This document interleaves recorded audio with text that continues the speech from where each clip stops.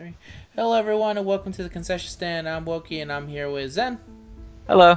And that was my basic intro. It's been such a long time since I had to intro one. I don't. That's how I intro everything now. Keep the default. Keep the default. Yeah, go with what works. I'm just gonna have to hit that landing. That's where it's important. Right. It's after the hour-long talk that you hit them with the If actual. we manage to pull House into 1 hour, I will be very impressed. All right. So, as we kind of hinted at the last episode, we're going to be talking about Hausu, which is part 2 of our Spooktacular, which I wanted to do last year, but unfortunately Zen was not able to see. Zen has finally seen Hausu. I have seen Hausu to the best of my ability because there were not subtitles and it's all in Japanese. Wait, really? You didn't have subtitles on yours? No, the one you sent me did not have subtitles on it. Really? Because So I because that version I watched had subtitles, and that was the the one same you video. sent did not, and I was piecing it together by reading the Wikipedia article of the movie along with the movie to Uh, follow what was going on. to be fair, the dialogue doesn't necessarily help anything. It's a lot. It's a very action-based movie. Yeah, the visuals are definitely where most of it comes from. That's hilarious. All right, so let me do a quick rundown of this plot, or let's say, let me try. Yeah, do your best. Okay, so the movie starts. It's in Japan, and it's there. There's a young girl whose her nickname is Gorgeous. She plans to go to summer with her dad, and then her dad is like some kind of film scorer guy, and he comes home, and Gorgeous is all happy. But then he announces that, by the way, behind your back, I have a completely new stepmother for you, and this is her. And she's super upset because her mom died 8 years ago, and she's not super down with this. So she basically leaves, and she's heartbroken over this. And at that point, she decides to write a letter to her aunt because she's looking at old pictures of her mom, who, as I said, died. And she writes a letter saying, like, hey, can I visit with you in summer instead because I don't want to hang out with my dad. And her aunt replies and says, sure, come for a visit. So then Gorgeous invites her 6 friends. I'm going to say these names now because they're very easy. It's Professor, Melody, Kung Fu, Mac, Sweet, and Fantasy. So they all decide to go to the aunt's house. It's also at this point that you meet the teacher who Fantasy has a thing for and wants to, like, fantasy. They're all named basically after like what they fantasy. Like Fantasy is always in her head about thinking about romance. Kung Fu is very good at kung fu. Melody Yeah, she's loves. like a Power Ranger. Yeah, she is. Melody loves music. Professor is smart. Mac is fat, which I think is the only. Every scene she's in, she's eating. So that's her character. Sweet is just a very nice girl, as far as I can tell. Anyway, they go on a bus and they take an extremely long bus ride. Also, at this point, they run into a cat, which is a white cat, and is a white cat that will follow them for the rest of the movie, up until going to the aunt's house. So they take a very long trip to the aunt's house. They meet a watermelon farmer, and the watermelon farmer, I believe Mac either buys it or steals it. It's kind of left up to your interpretation whether or not Mac stole the watermelon. But I'm gonna say she's a good girl. She actually paid for it. Anyway, she said the aunt tells him like, "Yo, this is my house. Check it out. You should put the watermelon in the cold to keep it cold." When Mac decides to go look for the watermelon at one point, and then she doesn't come back, and that's when Fantasy decides to go like, "Oh, I'm gonna go get the watermelon instead of," because Mac was supposed to get it. Fantasy goes into the well, and that's when she finds Mac's head instead of the watermelon, and then it flies into the air and bites her in the ass. Yep. And Fantasy freaks the fuck out. She tries to tell him like, "Yo, there's a head in the fucking watermelon place. We need to go check this out." They check, and it's just a watermelon. So they're like, "I don't know where Mac is, but let's just eat this watermelon." So they start eating the watermelon, and that's when it starts to hint at the fact. At this point, you kind of have like the aunt when she's introduced. She's in a wheelchair, and now she's starting to feel a little bit better. When they're eating the watermelon, she starts fucking with Fantasy, and that she has an eyeball in her mouth as she's eating it, and that's her eating Mac. Basically, is the watermelon has been turned into Mac, and they are eating Mac, and the aunt gets power by eating the girls. So that's the first kind of hint you get of it. And from this point on, uh, this is once the supernatural stuff starts to happen. The aunt is talking to Fantasy, and then she jumps inside a refrigerator, and then Fantasy freaks the fuck out, and nobody believes her because when they look inside the fridge, it's just a fridge. And then the aunt is up above them all, and she's like doing like she's like smiling at the audience, doing like a happy little dance. And then she disappears from the scene. I want to say she literally like jumps and she's off the scene. Are you talking about the ant? Yes, I want when she's up there after she Goes into the fridge and she's in the roof. Yeah, she actually jumps off screen. Yeah, she jumps off screen. And then they show the girls going through a series of things for the house, and the girls are either attacked. Gorgeous is looking at a mirror, and she starts becoming like obsessed with the mirror. Sweet gets attacked by a bunch of mattresses and disappears. I want to say one girl is taking a shower, or is that a little bit later? The shower is... I think it is later. Okay. I want to say the shower is... I want to say the Actually, shower... I don't remember when the shower happens. The shower Because she falls down and she gets attacked by the mattresses, and then all the girls come down to find her, and she's not in there. So they're all like, you were making it up. Yeah, I want to say she gets out of the shower after that. I don't remember who was in the shower, but someone was in the shower.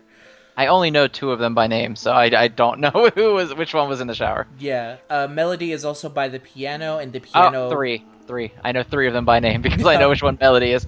Yeah, she gets... there's a piano, she starts playing it, and it chomps down at her hand, and she gets stuck inside it, and they get her out of it. And she starts to say, like, oh, it's really weird, because it feels like that thing was trying to eat me or something. At this point, they decide that they should get the fuck out the house because weird things are happening and they're trapped inside. And no, wasn't the shower gorgeous? Was Gorgeous in the shower? Okay, so the and then shower she gets... I think you missed what happened to her. No, because I think Gorgeous, nothing happens to her, but something like tries to something like claws at her back. Well, no, because you're at the part where they're trying to escape the house, right? And they get locked in the house? Yes. Yeah, no, you missed what happened to Gorgeous. Where she comes out and she gets possessed? Yeah, I was after the mirror bit, right? Yeah, but that's before they all go to escape the house. Yeah. Okay. So she's possessed at this point, and I want to say the only current people... They also find Mac's hand in a jar in the fridge, so that's how they also know Mac is dead. So at this point... Mac is dead, and so is... Sweet is missing, Gorgeous is possessed, and so it's up to Kung Fu, Professor, and Melody to kind of assess the situation. I don't remember if it's exactly at this point, but I think it's at this point I want to say that the movie starts fucking with you in general. It has one theme that it likes to play, and at this point the aunt is dancing with a skeleton, and a cat jumps down and starts playing the piano, and the cat is singing it, yeah. The cat is singing singing the song. It's singing the song, it's going meow meow meow meow meow meow meow meow. And that is accompanied to an image of it jumping off of a stool every time it makes that noise. Yeah, it is. It's literally just playing the footage back and forth. Yeah, it's just running the frame back and forth. The cat jumps down and then reverses back up onto the stool every time it goes up and down and up and down. It's insane. So that scene happens. I don't remember when it happens. It just happens at some point. Anyway, that's when they find Kung Fu and Professor find Gorgeous wearing a bridal gown. She then shows him her aunt's diary. Before this, they gave an entire backstory of the aunt, which is basically that she was going to get married, but then her dude went to war, and then the dude never came back. And they even show his death scene where he's like in a helicopter and his pilot dies, and then he's just kind of stoically in the back waiting to die. Yeah, that was all like before they even get to the house. There's this random montage of they're in like this feudal Japanese dojo that is where the guy lives, and then he goes off to fight in the war, and he's like in a picture, and it's like World War II or whatever. I don't know what war it is. It is World War II, yeah. Yeah, and and then his fucking... It's like a woman... It looks like the aunt shoots the helicopter down. It's a weird sequence. It's an extremely weird montage. The other weird thing about that montage is that you didn't get this because you were watching it. The girls are acting as if they are watching the film in live action.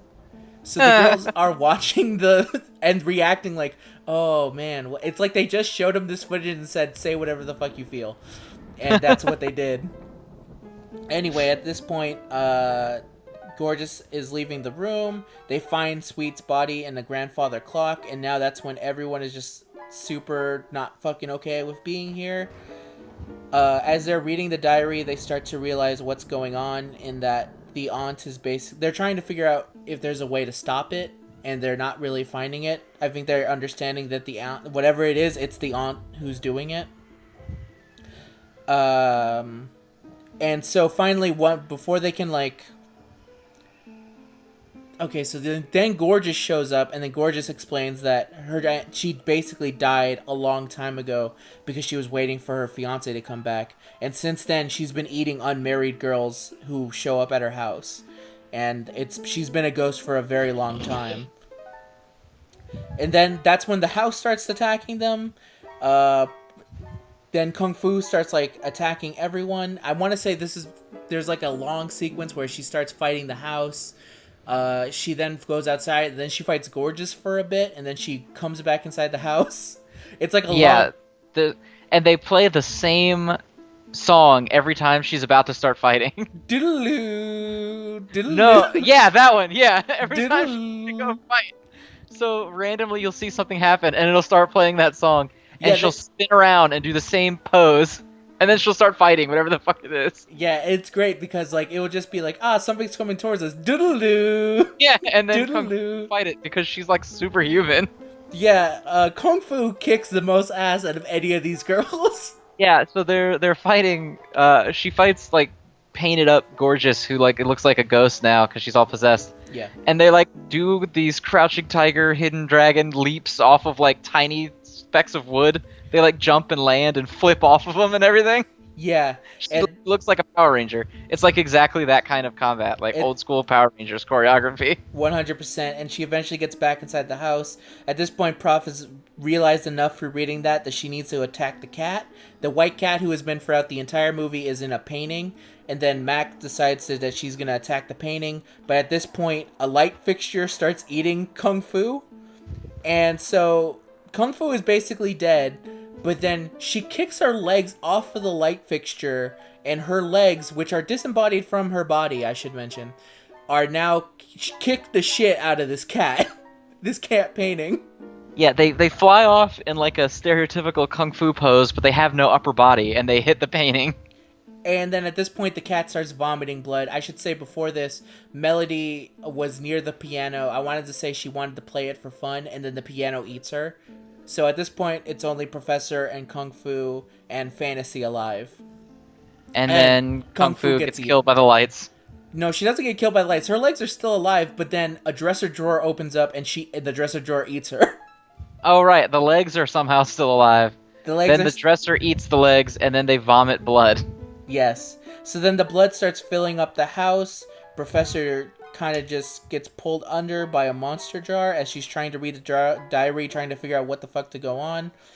At this point, the teacher who was supposed to meet him up at the aunt's house has been trying to get to the house. He then goes to the watermelon salesman, and he asks the salesman, "Yo, where's the house?" And the salesman says, "I don't know," and then he gets turned into a cartoon skeleton. No real explanation for that. I think that freaks the teacher out, and he is not seen again for the rest of the film. Fantasy is at the end, and then she sees Gorgeous in a bridal gown, and she thinks that it's still her friend, but then in her reflection, it's the aunt, so it lets us know that she's going to her death, but she gets kind of hugged, and then the blood stops. It's the morning, and at some point, the stepmother said to the father, "You know what? I want to make good with her. I want to be with her. I'm going to go to Gorgeous as a surprise visit, and then we'll talk things out as women should." So now she goes to the house, only Gorgeous. She says, "Oh, where's your friends?" And she says, "Oh, they're sleeping right now, but they're going to be hungry soon." And so then they go to do a handshake, and when she shakes her hand, Gorgeous sets her stepmother on fire, and the film ends. Yes. And it's also, she burns her to nothing. She doesn't even eat her. She's dead. And so that, in so many words, is kind of what happens in House. I don't want to say it's the story of House, but it's what happens in generally inside of Uh, House. yeah, that is the events that happen. So before I get into kind of what the history of House, I just want to hear your gut reaction after you. I didn't know that you weren't even seeing it with subtitles, so you were just Yeah, I had seeing. absolutely no idea what was going on other than what I was reading off of Wikipedia along with what's going on. Yeah, so it must have been a real, like, weird thing. So go ahead and tell us your basic thought process of the film. It got to the point where I stopped having one because I just like so it starts off automatically from the get-go with like this crazy dream sequence because she goes and she sees her dad and she's like, "Yay, dad!" And then he's like, "Oh, by the way, here's your new stepmom. That's it." And she runs off all sad, and she's like reminiscing about her mom and like looking through pictures, and she does like little twirls and her outfits change and everything. Yeah, And then she decides she's gonna go see the aunt that I guess that she's never seen ever she's like, because yeah, I want to say she sees her once as a baby, but long ago. It's prior to her becoming an evil kill ghost. Yeah, at some Uh, point, because there is a yeah, picture of her as like a child with the aunt. I want to say. yeah, I think that's what gets her to write the letter. But so she goes and gets all of her friends, and then her friends are like having this wacky Japanese trip on a bus with like paper mache rainbows in the background and Yeah, like little fake houses and stuff. 40 minutes in, you get a title card of whose every character's name is. And then they get to the little town and they get this watermelon and they're walking up like a fucking cliff to get to this house, and that's when they start having the crazy montage of the uncle who or the would-be uncle who dies in World War II. Oh yes, yeah. And then they get to the house and the doors open and it's the aunt in the wheelchair and they just like walk around and creepy shit immediately starts happening, but they all just kind of giggle about it like every time. Yeah. And then the Mac, I think, is the girl who goes missing, going for the watermelon, whose head comes to life after they pull it out of the well. And then the grandma gets out of the wheelchair, dances into the refrigerator, and then she's on the roof beams, and she takes her shoes off so she doesn't fall off the roof beams. And she dances up there, and then she just leaps away, and then just random shit starts happening that the entire house just starts trying to kill them in ridiculous ways and then every character, when they die, another character usually sees it, and they're like, "Oh my god, this happened," and then all the other characters that didn't see it are like, "No, it didn't. Why would you make that up?" Yeah, it seems Like every ridiculous. time. Yeah, the only thing that I started looking forward to because it started getting so confusing after a while of like how these characters can constantly just brush off that these things are happening, even though they haven't seen their one friend in like 6 hours. Yeah.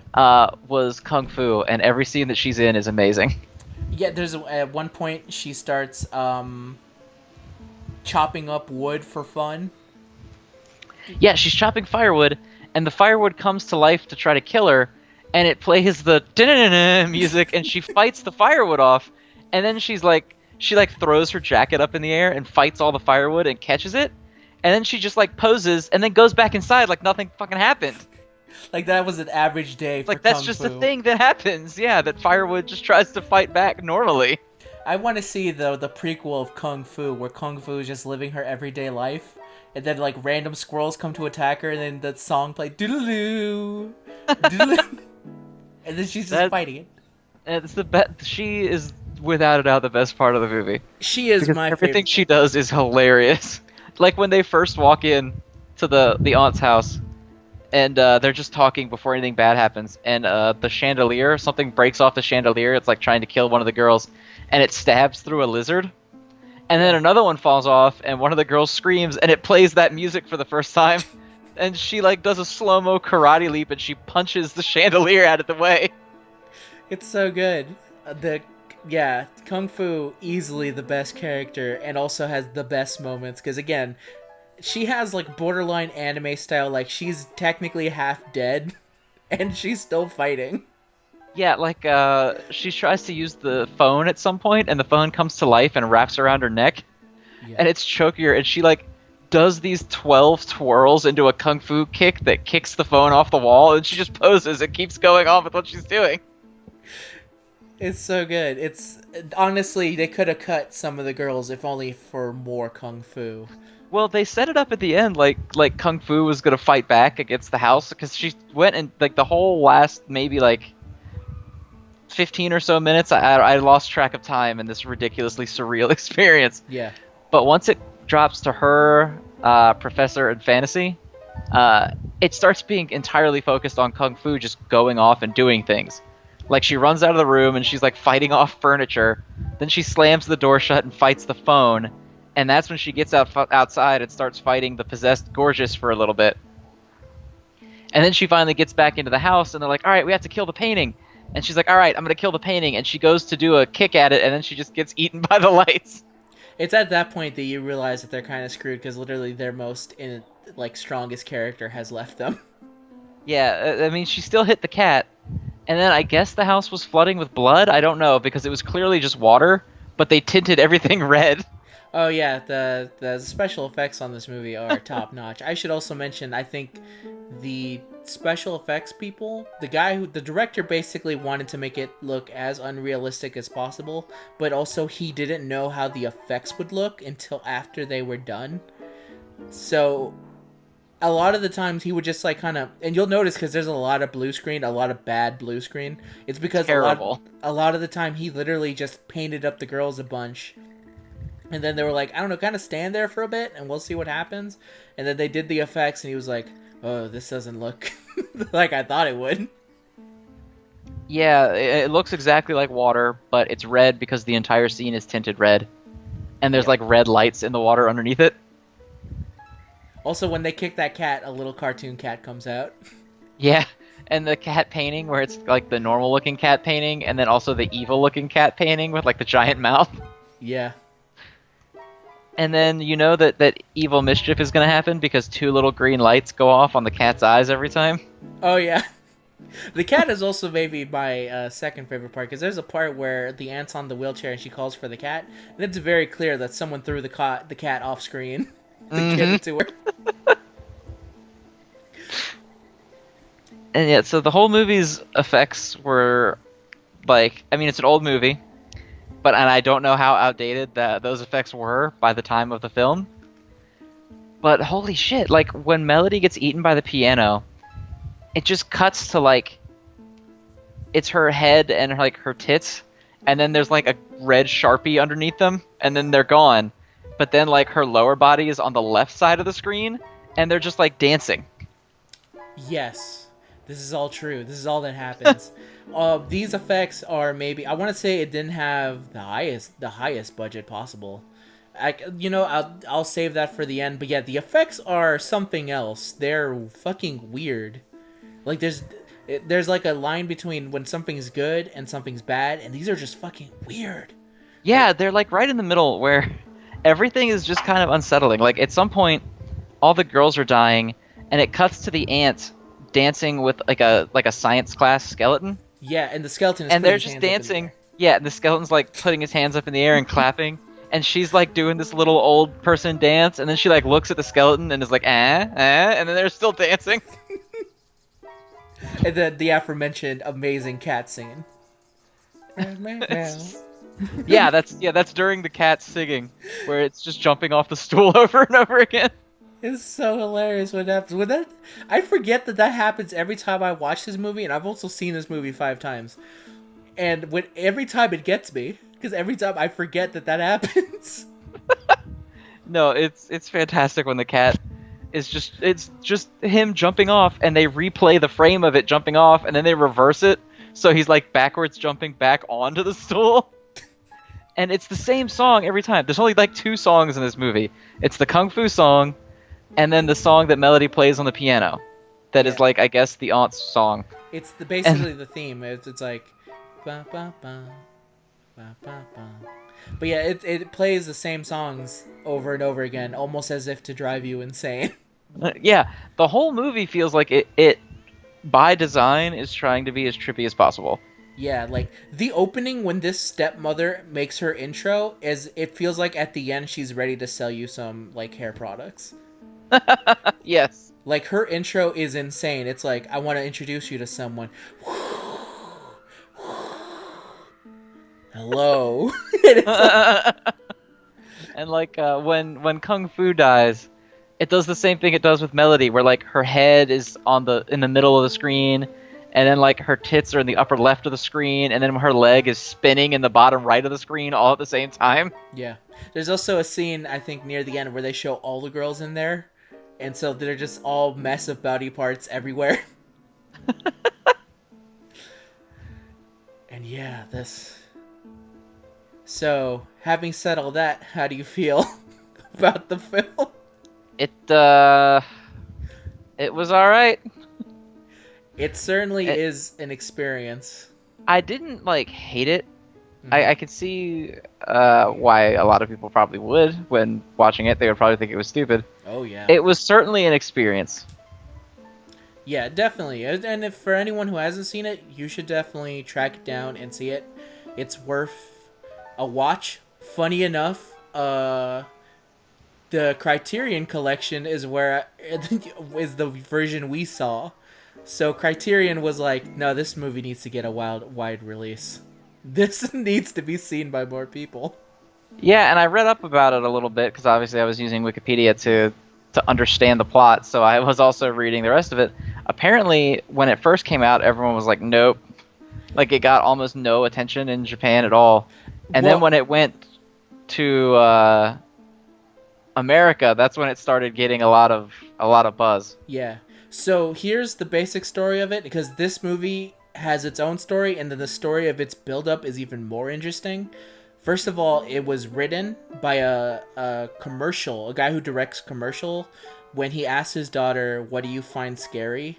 And she told him, "This is what I find scary." And so he wrote a script based off of a 4-year-old girl and what she finds scary. And then, so she's actually the co-writer of this film, by the way. She has, I think, a credit for it. He wrote it, and then the people, because Toei is the one who made it, Toei said basically no director wanted to make it. Like, they looked at it and they're like, this movie is nonsense. It doesn't make any sense, and we're not fucking directing it because this would ruin our careers. And so the guy kept saying, all right, then let me fucking direct it then. And Toei didn't want to have him on it. So then 2 years later, Toei kept losing money, and their exact thought process was, we keep losing money on movies that make sense. Maybe we'll make money by releasing a movie that makes no sense. And so they were... and so they gave the guy a budget, and they said, here, fucking direct it. Do what you want, direct it. And so he did... And the budget of it is basically very like none of the girls are actors. They're all models that he's used in commercials before.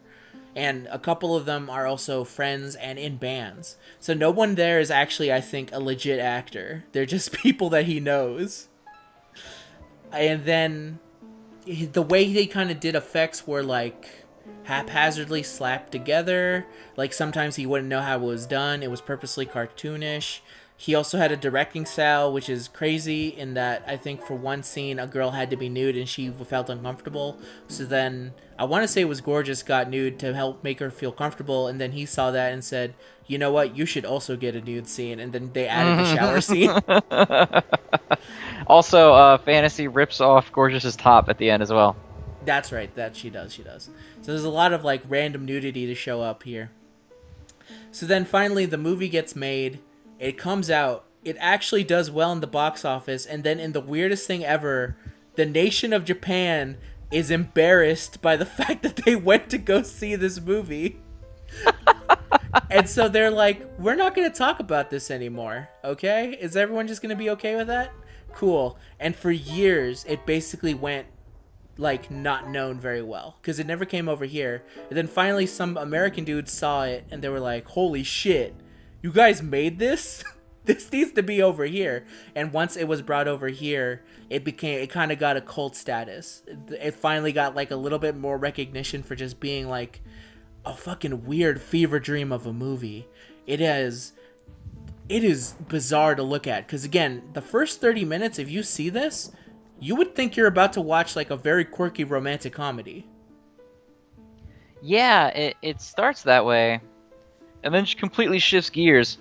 Once they enter the house, everything like goes off the rails. Like there's some hints that shit's coming up, but it's because of the cat. But then you could also see the cat just being like a mischievous little fun thing they have. But once they enter that house and that cat's eyes turn green, all shit hits the fan. And like, right at the end, the stepmother comes back, basically because they're just like, oh, also this is still happening. So Yeah, we need to burn her. Yeah. I will say there is like the smallest hints of theme which are nice in that I could see where they were going. So one of the fun things is that Fantasy is the last character to be left alive, and her number one thing is that she wants the sensei to show up and save her at the end. And the person who is literally trying to kill him died because she kept waiting for her man to come in. So it literally is like a mirror of what happened to her happens to this character again. And the movie specifically makes it feel like it might build up to maybe he shows up and saves the day, and it's like, nah, fuck it. She dies. Don't waste your life literally waiting for some dude to show up. It's like the most sloppy message ever hit in a movie that was hit, I'm gonna say, accidentally. But yeah, it's a hell of a scene, man. And this movie is a movie. It is a movie. I won't argue that. Yeah.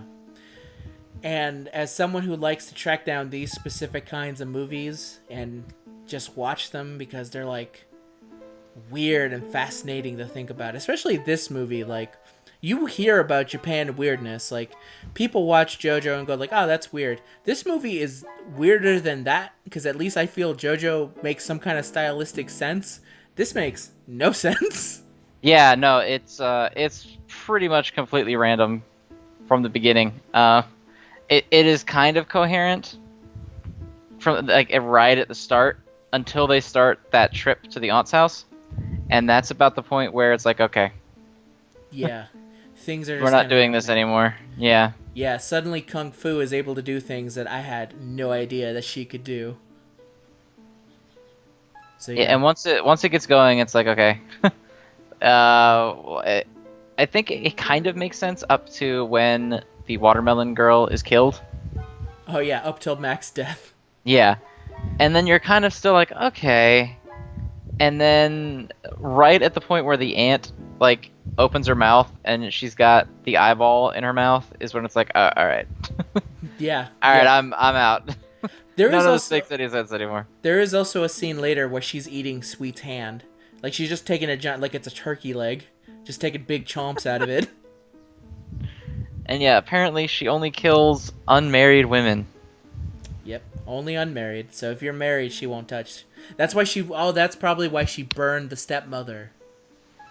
It's because she was 'Cause already she's married? Yeah, she's married, so she couldn't eat her. So she's like, "Fuck your happiness, bitch. You're gonna burn." So she eats unmarried women, but then kills the married ones. I don't know what she does to dudes. I don't know if the watermelon dude works for her. I don't know what's up. That's like the one thing of the movie where I've never understood his deal. I assume that he does because he sends them up there. Then when someone else comes, he's like, I don't know. And then he turns into a skeleton. Yeah, and then he turns into a creepy skeleton. And he gives them the watermelon that eventually becomes the girl. Yeah. I think it might be he's in on it. Her power is that strong. That Also, doesn't the cat that is the evil ghost cat come to Gorgeous at her house before they leave? Oh yeah. Like the cat is through, like he's there throughout the entire adventure. I also should mention there's also weird stuff in the background just kind of happening. Like when they enter the bus to go into this new place, there's a dude saying goodbye to his lady that looks like the end of another movie.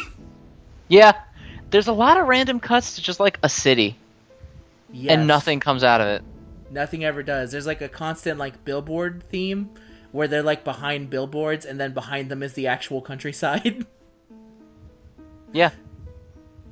Weird. Like I could go on literally forever talking about this movie, but I don't think I have it in me. Also, in terms of horror movies, it's more on the camp value, by the way. Yeah, it's described as a horror comedy, so it's not particularly scary. Yeah. That poster should tell you everything about it. When I showed you that poster and you realized that there was a poster on top of the poster, Yeah. that was Yeah. The movie poster that advertises the film, it's a poster, and then at the top of the poster is another poster still for the movie. yes. And So it's the regular movie poster for House, and then up at the top it's like, oh, also, have you seen House? also, the top poster is a much better poster than the one they use, because the big ass poster, which is a cat surrounded by burning places, makes no sense. Yeah, that's also true. Other than the cat makes sense, but the burning houses, nothing ever gets set on fire. Like, nothing. Yeah, no, it really doesn't. So it's really just supposed to be this entire thing dedicated to a cat. And that's it. So yeah. Anyone out there, check out Hausu. I highly recommend it as something to see. Chances are you might hate it, but I would say odds are. odds are you might hate it. But if you got any like love for just like weird bad stuff, but also that's interesting in its own way, because again, this is the only movie that shamed a nation. Japan would have literally just went on with their lives and never brought it up again until some fucking American showed up and was like, I can't believe you made this. This is the fact of someone finding an old tweet you made and then calling you out on it, and then you going, ah, man. Oh, they know. They Know listen, about it. it was a different time for us at Toei. Nothing was making money. This made money. It did somehow make money. Yeah, that made money. I mean, I think a lot of it also helps that it's a horror movie, and horror movies, unless they're big budget, which at that point is why did you make it a big budget? But horror movies usually can do very well with a very little bit of a budget. Yeah, but it still has to be like a movie. Oh yeah, that's well. Okay, you're right. Not always, but it helps when Yeah, they are. I was about to say some of those. We did like get Paranormal Activity to a high amount of money, and Yeah, arguably you're right. And a lot of that was just watching people sleep. Yeah, that movie. This is off topic to House, but Paranormal Activity movies are like things that would be scary if they were happening in real life, but it's not. So obviously, it's not scary. Yeah, and that's Like, oh, the chair jumped slightly. If that was near me, I would be really freaked out. yeah. And the funny thing is because me and my sister like to watch horror movies and we're scared easily. When we watched Paranormal Activity, we were scared of it, and then when my mom watched it, she was like, "This is bullshit. I cannot believe you guys spent money to see this." We're like, "You don't understand, Mom. It's terrifying. Did you see that lady stand up? She stood up." She stood up, and it was weird looking. Exactly. Like, if I was that dude, I would have been out of that house the second she stood up and watched me. It's like, no thank you. I would not do that to you. I ask you not to do the same to me.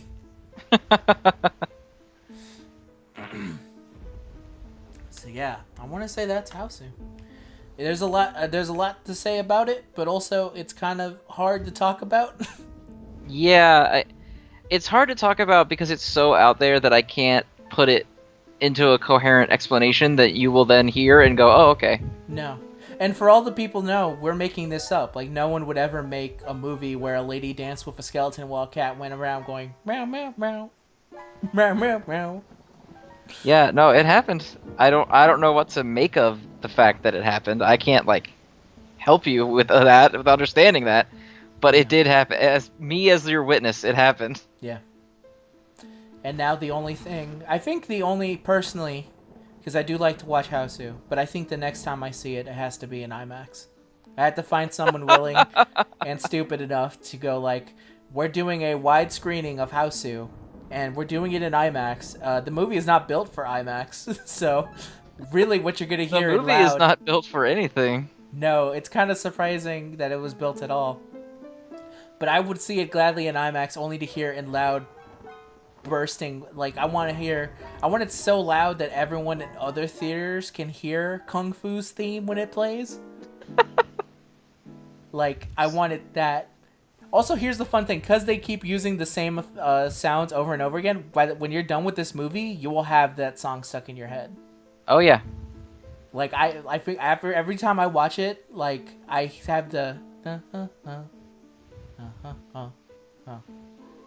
And I occasionally get it confused with the Luigi's Mansion theme, but I want to say that Luigi's Mansion was kind of based off of Hausu in some ways. Oh my god, Luigi's Hausu? Could you imagine that? Clearly, you need to make that. Shit.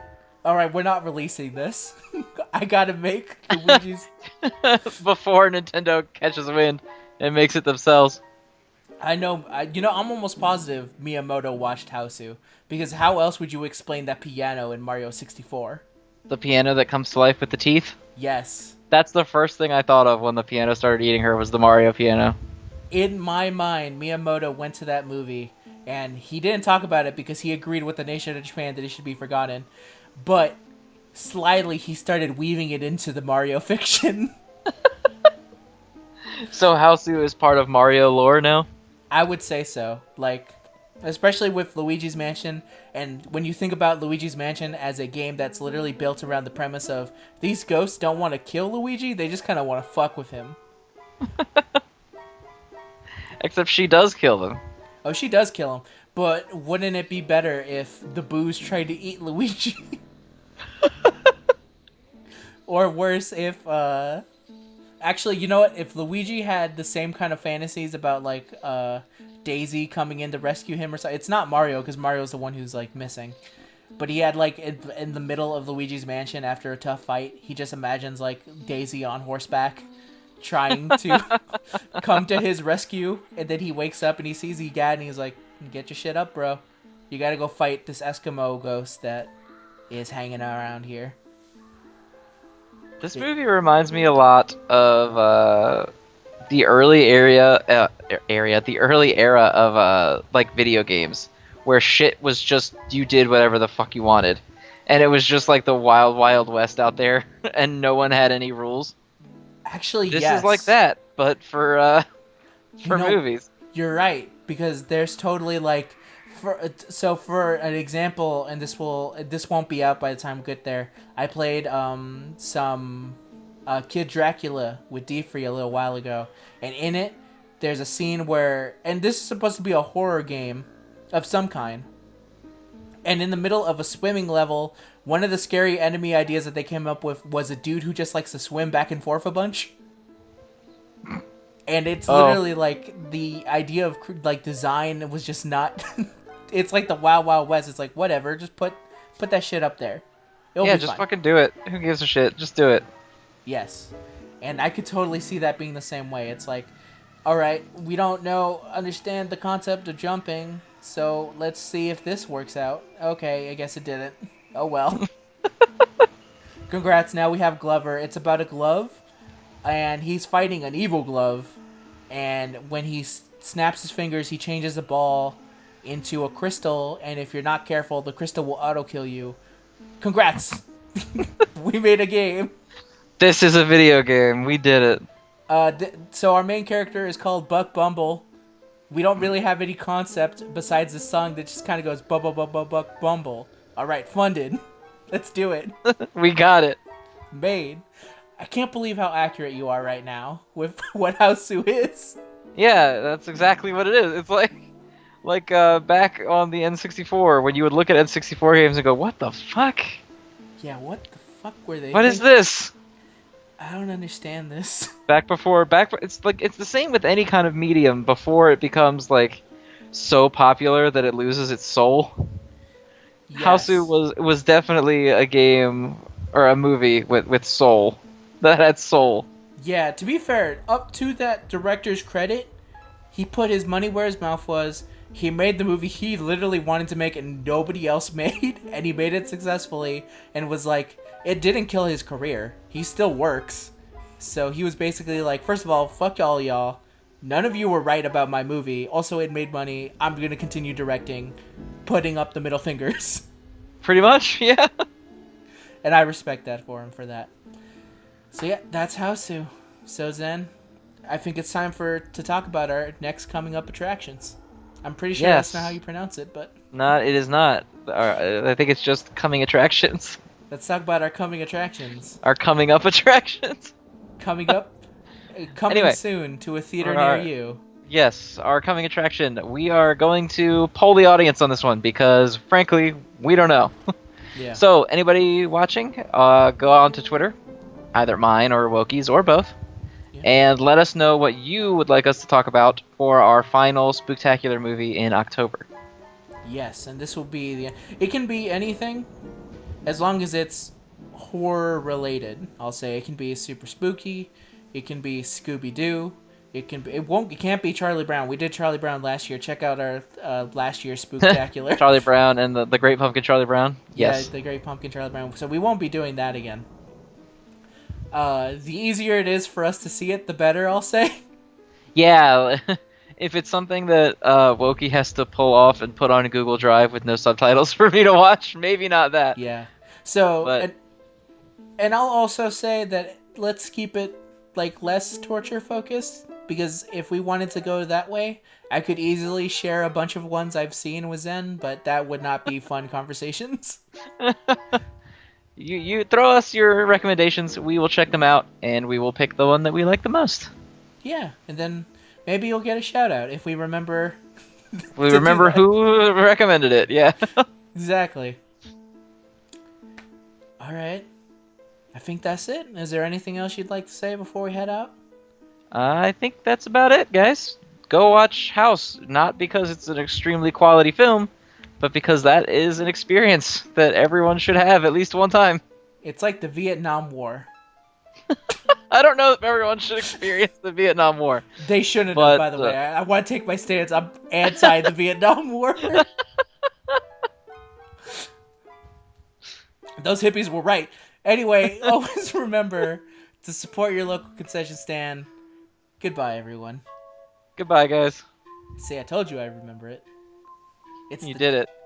It's a wobbly finish, and then at the end, razzle dazzle. Fantastic. You got.